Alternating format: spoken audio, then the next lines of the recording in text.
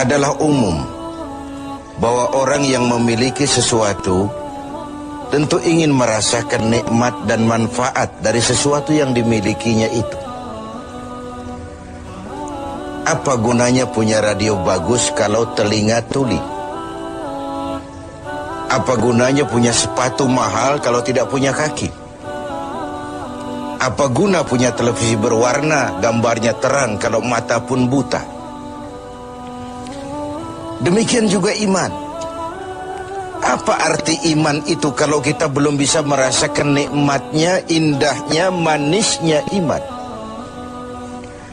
Orang yang merasakan manisnya iman, manis rasanya ketika dia sujud, manis rasanya ketika dia berlapar dan berhaus melaksanakan ibadah puasa, manis rasanya ketika dia harus menginfakkan sebagian dari harta yang dimilikinya, manis ketika dia melaksanakan wukuf di padang Arafah, berhaji untuk Allah, manis melaksanakan apapun yang menjadi tuntutan dari nilai imannya itu.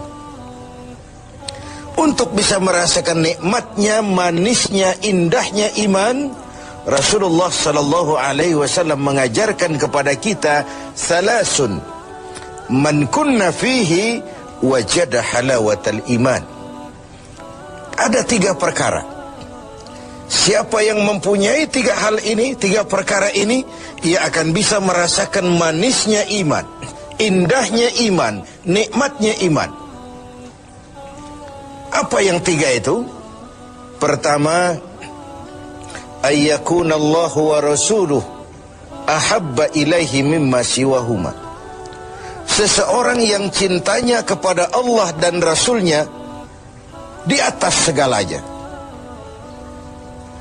Kita diberikan hati, dalam hati bertumpu sejuta rasa. Apa yang paling dominan di hati, itulah yang jadi kecenderungan kita. Bahwa kita cinta harta benda, tentu.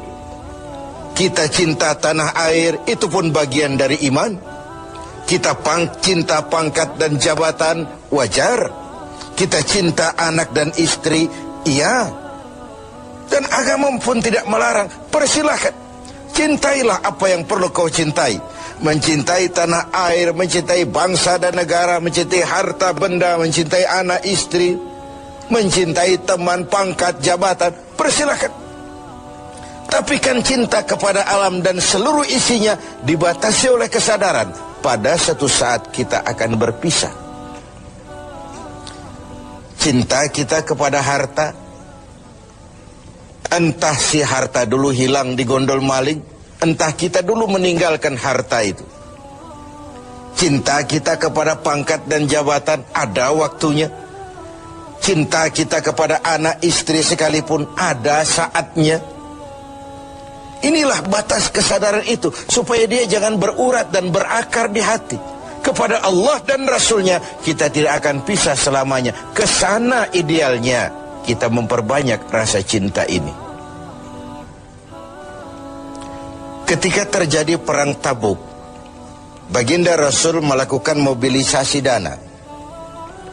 Semua sahabat memberikan sumbangannya. Datanglah seorang sahabat, Sayyidina Abu Bakar Siddiq radhiyallahu an, memberikan harta bendanya. Begitu banyak sampai Rasul bertanya, "Hal tarakta li ahlika syai'an ya Abu Bakar?" Begini banyak yang kau bawa ini Abu Bakar, kau belanjakan di jalan Allah untuk kepentingan perang Tabuk, mempertahankan akidah. Apa buat keluargamu sudah kau tinggalkan sesuatu untuk kehidupan mereka?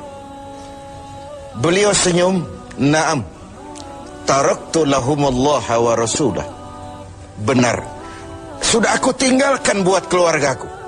Apa yang ditinggalkan? Aku tinggalkan kepada mereka Allah dan Rasulnya. Cinta kepada Allah dan Rasulnya, itu yang aku tinggalkan kepada keluargaku. Adapun harta, semuanya aku belanjakan di jalan Allah untuk kepentingan mempertahankan keyakinan. Ini adalah sebuah contoh orang yang cintanya kepada Allah dan Rasulnya di atas segalanya. Harta itu, pangkat dan jabatan itu, semua kekayaan materi yang kita miliki itu, kalau sudah memenuhi panggilan Allah dan Rasulnya, semua mengalir. Semua mengalir. Dari sana dia datang dan ke sana juga dia akan kembali. Inilah keyakinan terhadap inna lillahi wa inna ilaihi raji'un. Dari Allah segalanya datang, ke jalan Allah juga, kepada Allah juga semuanya akan kembali. Jadi kalau cinta ini sepenuhnya sudah kita gantungkan kepada alam dan isinya, cinta benar kita kepada pangkat dan jabatan, sehingga sulit melepaskannya, akhirnya terkena penyakit megalomania, sindrom, power syndrome.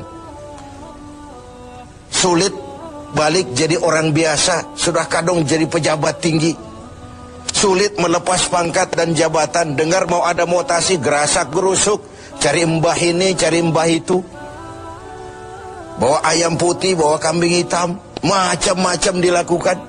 Sebagai cermin bahwa jabatan itu berakar di hati, sulit untuk melepaskannya. Orang yang cintanya kepada Allah dan Rasulnya, kalau satu saat dia harus melepas yang dia sayangi, dahulu pun ketika terlahir ke alam ini, tidak ada harta yang saya bawa. Kalau sekarang saya harus melepasnya, innalillah wa inna ilaihi raji'un. Dahulu pun ketika terlahir ke alam ini, tidak ada pangkat dan jabatan yang saya sandang. Kalau sekarang saya harus melepaskannya, innalillah wa inna ilaihi raji'un. Oh, itu cuma sekadar titipan dari Allah saja. Disinilah lapang dadanya seorang mukmin ketika dia menempatkan cinta Allah dan Rasulnya di atas segalanya. Ini yang pertama. Yang kedua, untuk merasakan manisnya iman itu, wa ayyuhibba 'abdan la yuhibbuhu illa lillah. Dia cinta kepada sesama hamba, cintanya karena Allah, bukan karena kepentingan. Kalau sudah cinta karena kepentingan, sebatas kepentingan terakomodir, kita loyal, kita taat, kita setia, kita cinta. Begitu kita merasa kepentingan kita diabaikan, kita jadi musuh nomor satu. Pantas saja kalau dalam panggung politik ada pameo, tidak ada teman abadi. Yang ada tujuan abadi, kepentingan abadi. Hari ini teman, besok lawan. Hari ini disanjung, besok digusur.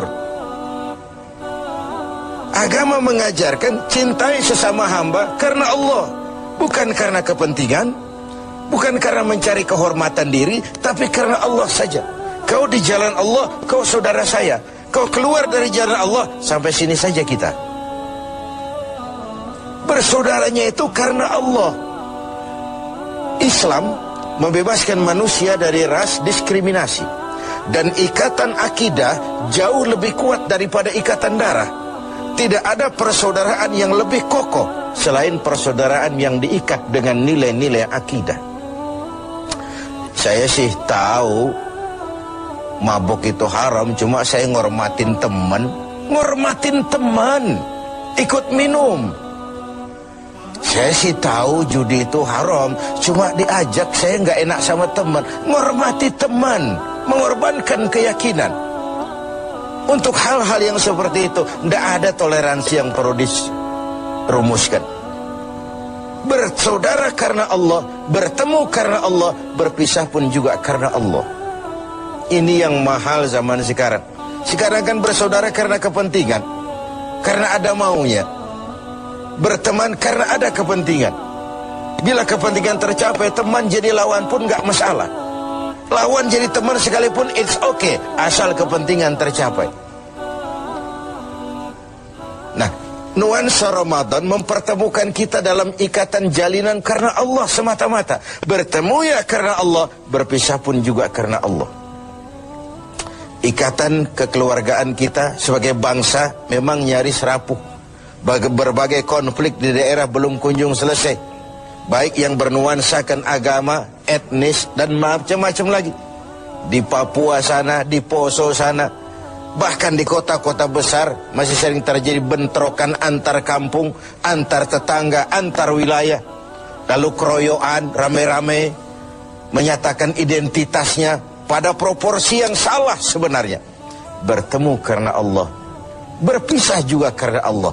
Persaudaraan semacam itu melahirkan kenikmatan iman. Kenapa? Karena imanlah yang mengayomi itu semua. Yang ketiga terakhir, untuk bisa merasakan manisnya iman, wa ayyakraha ayyauda fil kufri ba'da idh anqazahu Allahu minhu kama yakrahu ayyukzafa finnar. Dia benci kekafiran, kebatilan, kezaliman, kemunkaran, ketidakadilan, maksiat. Setelah dia diselamatkan Allah dari hal-hal seperti itu, sebagaimana dia tidak suka kepada neraka, sebagaimana bencinya dia kepada neraka, begitulah dia membenci kebatilan, ketidakadilan, kezaliman. Tidak seorang pun di antara kita yang suka neraka. Jangan lagi masuk, mendekat saja kita tidak kepengin. Seperti itulah harusnya sikap kita menghadapi kemunkaran, kebatilan, kezaliman, ketidakadilan. Bukankah Rasul mengisyaratkan, kalau kamu melihat kemunkaran, ubah itu dengan tangan. Kalau tidak mampu, dengan lidah. Kalau tidak sanggup, dalam hati. Setidaknya jangan join dengan kebatilan dan kemunkaran. Mengubah sebuah kemunkaran dengan tangan, itu simbol dari power. Siapa yang punya power? Penguasa. Tugas penguasa itu, yang punya pasukan, punya senjata, punya dana, punya sistem, punya strategi untuk memberantas kemunkaran. Ada yang memberantas kemunkaran dengan lidah, dengan bicara. Para ulama, para mubalik, para kiai, para wakil-wakil rakyat di DPR sana mencegah yang munkar dengan lidah, bicara, sampaikan apa yang menjadi aspirasi rakyat. Ada yang dalam hati saja, ini biasanya rakyat banyak, bicara nggak didengar, kadang juga takut akibatnya, dalam hati saja. Setidaknya tidak join dengan yang namanya kemunkaran. Karena ketika yang ma'ruf berjalan, yang munkar juga berjalan, sama-sama berjalannya, lalu hukuman datang kepada yang munkar ini, yang ma'ruf pun akan terkena juga dampak dan akibatnya. Inilah makna pernyataan Quran, wattaqu fitnatan la tusibanna allazina zalamu minkum khassah. Takutlah musibah, bencana yang kalau datang tidak hanya menimpa orang-orang yang zalim di antara kamu, yang baik pun akan terkena juga dampaknya. Karena itu setiap kita mempunyai kewajiban moral untuk menjaga kemaslahatan umum secara